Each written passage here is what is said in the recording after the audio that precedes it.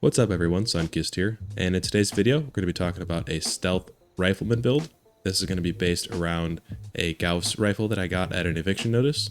Some pretty good rolls on that, but in general the Gauss rifle is a pretty good stealth weapon and it's a ton of fun to use. So hopefully you enjoy the video. If you do, definitely leave me a like and hit that sub button to stick around for future content.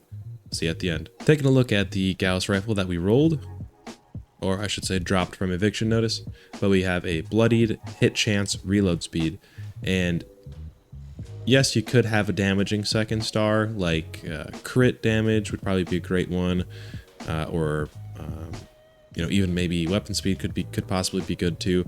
But I think with a slow rate of fire rifleman weapon, VATS hit chance is honestly a great option, especially with a Gauss weapon where you have to charge it up. You want to make sure that that shot has the best chance at hitting as possible. And bloodied is always great for obviously more damage.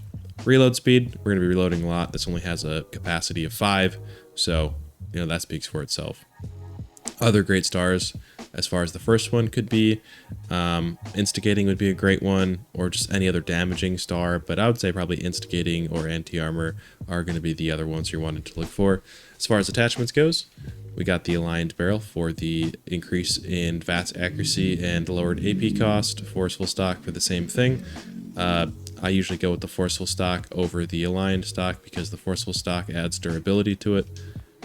The capacitor, we did the perforating to get the 40% armor penetration. Long scope is just going to be for VATS accuracy. Suppressor so we can stay stealthy, and just got the regular paint on there. Not a huge fan of the Peepers paint, but if I ever get a better one, I'll throw it on there.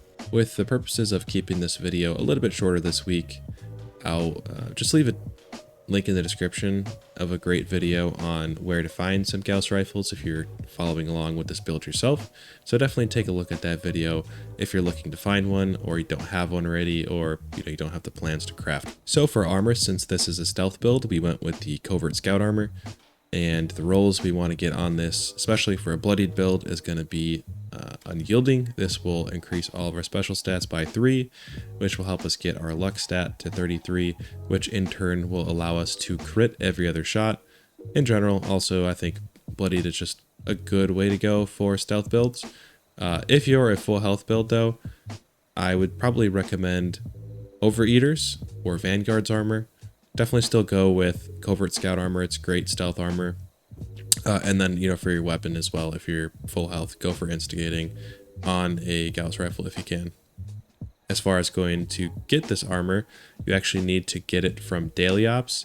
So just make sure you're completing your daily ops every day. Eventually, you'll be able to piece together the plans to craft covert scout armor, and then you can go for the legendary rolls you want with your modules and stuff. Here's a quick look at the mutations that I'm currently running. Definitely want the adrenal reaction mutation if you're going to be a bloodied build for the extra damage at low health. Most notable one then after that for this build is going to be Eagle Eyes, so that we're increasing our critical hit damage. And Speed Demon's also great to increase our reload speed, since this weapon is going to be reloading a lot. The other ones are optional. This is just kind of the ones that I run on my characters for all my builds. But those first couple that I listed are the most important for this one. Taking a look at our perks, here is the special point allocation if you're following along. Just want to let you know, I do have maxed out legendary special cards, so that is going to kind of change around. It affects how you might spend your special point allocation, but this is how mine are spent. So looking at our perks then, like I said, just to let you know, all just maxed out special points. But over in the strength tree, we just have a few weight reducing perks to make sure we're not overweight.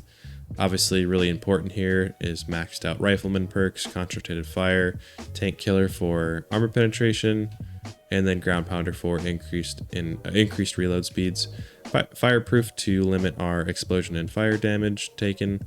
Life giver to help us survive. Radical for some extra strength and carry weight. And chem resistant so we don't get addicted to chems, since we'll be taking overdrives and psychos and stuff to slightly increase our damage output. Over up next in charisma, strange in numbers.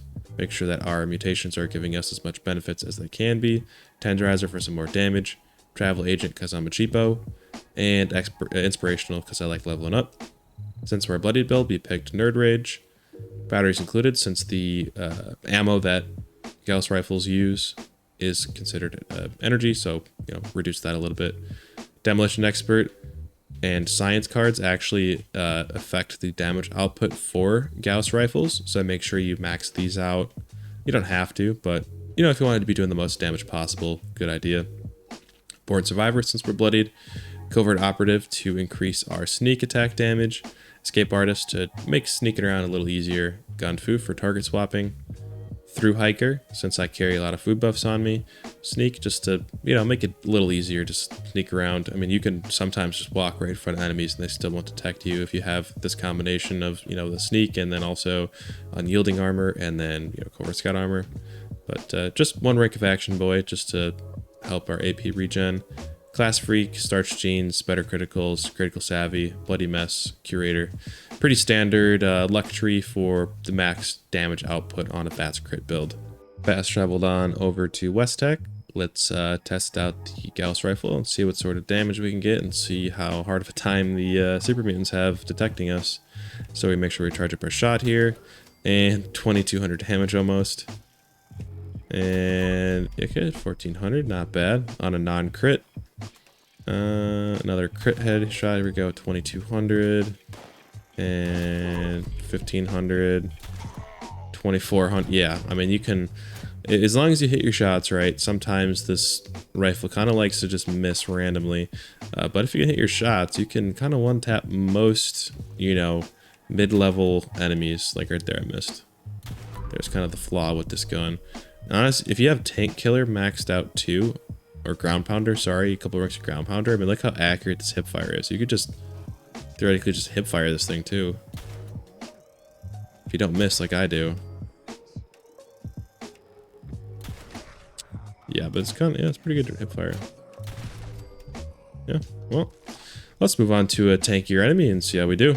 We've fast traveled over to the Grindstone Arch. Let's see if we can take down a Super Mutant Behemoth and see how we do here. So actually, let's start here by taking an overdrive to increase our crit and normal damage here. Charge up, let's see if we can hit the first shot. And we missed, of course, why not? Still hidden. Okay, first shot there, 1500 to the Behemoth. See if we can do it in one more shot here. Ooh, almost got it. Okay, actually, I don't think that shot did not register any damage. That was a little weird. And easily take him down. So, got him down in 1 meg. Probably would have gotten him down in 2 shots if that. I think maybe he doesn't take damage while he's in that animation when he's standing up. But let's go test this on a Mirelurk Queen as well and see how we do there. Alright, so we're at Sunrise Field now. Definitely going to pretend like I didn't just die to the Mirelurk Queen. But as you can see, it's health there. That's how much one shot took on a non-crit shot at her. So let's see what we can do with the fully charged crit here. So, oh wow, like 1300 damage.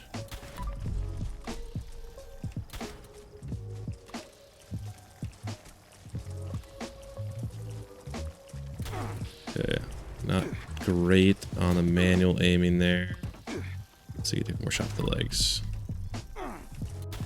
So it looks like 4 to 5 shots will take her down.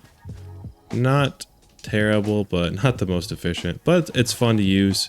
I'd say the primary purpose for this bad boy here, probably just one tapping, your mid-level mobs like, kind of tougher Scorched or, some Super Mutants. Definitely can one tap those, no problem. But the stealth playstyle is pretty fun.